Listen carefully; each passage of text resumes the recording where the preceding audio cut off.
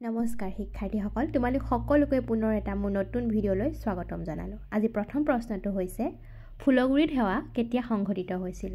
Option A 1860, option B 1960, option C 1861, option D 1961। ইয়াৰ শুদ্ধ উত্তৰটো হ'ব অপশ্যন চি 1861 চনত ফুলগুৰিত সেৱা সংঘটিত হৈছিল।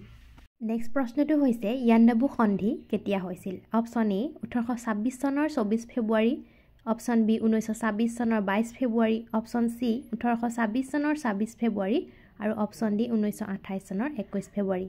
ইয়াৰ শুদ্ধ উত্তৰটো হ'ব অপশ্যন এ 1826 চনৰ 24 ফেব্ৰুৱাৰী তাৰিখে ইয়াণ্ডাবু সন্ধি সংঘটিত হৈছিল। নেক্সট কুৱেশ্যনটো হৈছে কাৰ কাৰ্যকালত বংগ বিভাজন আঁচনিখন কাৰ্যকৰী হৈছিল? Option A Lord Curzon, option B Lord Mountbatten, option C Lord Cornwallis আৰু অপশ্যন ডি লৰ্ড ডেলহাউচি। ইয়াৰে শুদ্ধ উত্তৰটো হ'ব option A Lord Curzon.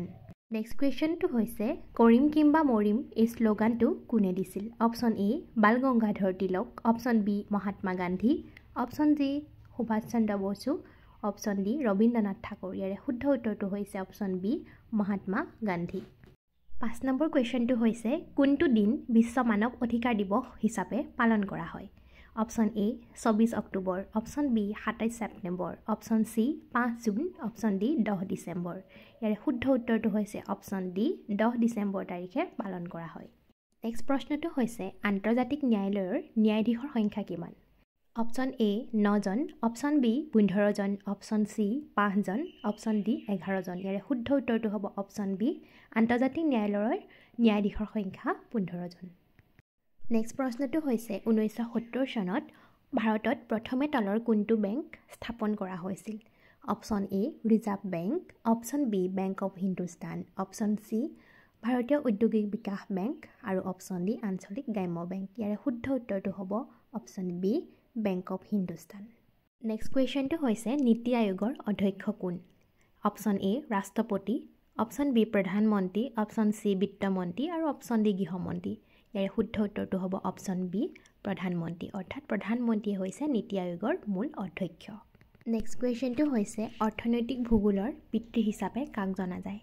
Option A CF Jones, option B George Chisholm, option C G জকৱান্ট, option D Newton. ইয়াৰে শুদ্ধ উত্তৰটো হ'ব option B George Chisholm. Next কুৱেশ্যনটো হৈছে গীত গোবিন্দ অসমীয়া ভাষালৈ কোনে অনুবাদ কৰিছিল? Option A Pitambar Kavi, option B Sukumar Barkaith, option C Ramnarayan Chakravarty, option D Baldev Suryakhari. ইয়াৰে শুদ্ধ উত্তৰটো হ'ব অপশ্যন চি ৰামনাৰায়ণ চক্ৰৱৰ্তীয়ে গীত গোবিন্দ অসমীয়া ভাষালৈ অনুবাদ কৰিছিল। নেক্সট কুৱেশ্যনটো হৈছে অৰুণোদয় কাকতৰ প্ৰথম সম্পাদক কোন আছিল?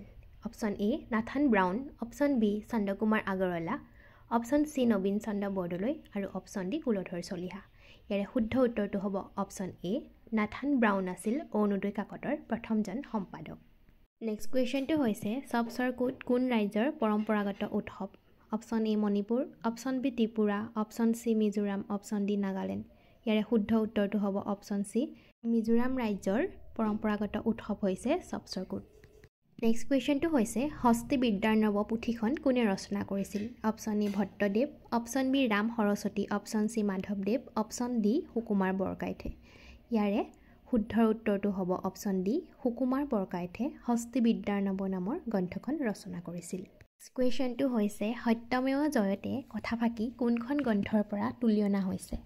Option A Mundaka Upanishad, option B Ramayana, option C Mahabharata, option D Bhagavata. ইয়াৰে শুদ্ধ উত্তৰটো হ'ব অপশ্যন এ মুণ্ডক উপনিষদৰ পৰা সত্যমেৱ জয়তে কথাফাকি তুলি অনা হৈছে। নেক্সট প্ৰশ্নটো হৈছে দাণ্ডি যাত্ৰাত অসমৰ কোনজন ব্যক্তিয়ে অংশগ্ৰহণ কৰিছিল? Option A Gopinath Bordoloi, B Lakshminath Bezbaroa, C Amulya Bhattacharya, option D Liladhar Barua. ইয়াৰে শুদ্ধ উত্তৰটো হ'ব অপশ্যন ডি অৰ্থাৎ লীলাধৰ বৰুৱাই অসমৰ পৰা দাণ্ডি যাত্ৰাত অংশগ্ৰহণ কৰিছিল। নেক্সট কুৱেশ্যনটো হৈছে আছাম এছ'চিয়েশ্যন কেতিয়া গঠন কৰা হৈছিল? Option A 1903, option B 1905, option C 1906, option D 1904। ইয়াৰে শুদ্ধ উত্তৰটো হ'ব অপশ্যন এ 1903 চনত আছাম এছ'চিয়েশ্যনৰ জন্ম হৈছিল। এই ভিডিঅ'টিৰ শেষৰটো প্ৰশ্ন হৈছে জোনাকী যুগৰ ত্ৰিমূৰ্তি হিচাপে কাক আখ্যা দিয়া হয়? Option A Lakshminath Bezbaroa, Jyotiprasad Agarwala, Hemchandra Barua. Option B Hemchandra Goswami, Lakshminath Bezbaroa, Chandrakumar Agarwala. Option C Kanaklal Barua, Hemchandra Barua, Hemchandra Goswami. Option D Lakshminath Bezbaroa, Chandrakumar Agarwala, Hemchandra Barua. ইয়াৰে শুদ্ধ উত্তৰটো হ'ব অপশ্যন বি হেমচন্দ্ৰ গোস্বামী, লক্ষ্মীনাথ বেজবৰুৱা, চন্দ্ৰকুমাৰ আগৰৱালা হৈছে জোনাকী যুগৰ ত্ৰিমূৰ্তি। আজিৰ ভিডিঅ'টোত তোমালোকলৈ 17টা বাচকবনীয়া MCQ প্ৰশ্নৰ উত্তৰ আগবঢ়ালোঁ। আশা কৰোঁ ভিডিঅ'টো চাই সকলোৱে লাভৱান হ'বা আৰু সকলো অধ্যয়ন কৰি থকা ছাত্ৰ ছাত্ৰীলৈ পুনৰবাৰ মৰম আৰু শুভেচ্ছা জনাইছোঁ। ধন্যবাদ।